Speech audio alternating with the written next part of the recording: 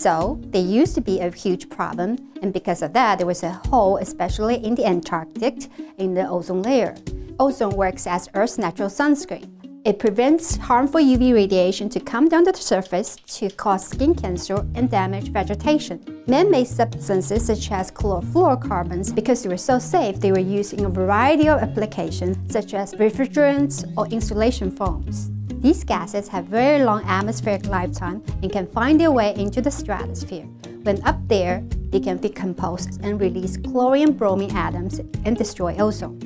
Although there are ozone-depleting gases everywhere in the atmosphere, the ozone hole forms in the Antarctic because of the special weather conditions there. The very cold temperatures in Antarctic can form ice clouds called polar stratospheric clouds. Special chemical reactions can occur on these clouds and destroy ozone and form a hole in the Antarctic during spring.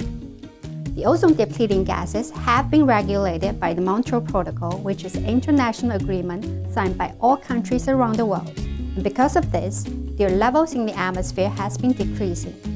As a result, in recent years, the ozone layer has shown first signs of recovery, although there are still large year-to-year variabilities in its size and strength. But the whole world has worked together effectively to reduce the problem, and because of that, it is projected the ozone layer will recover and return to a healthy level by mid-century.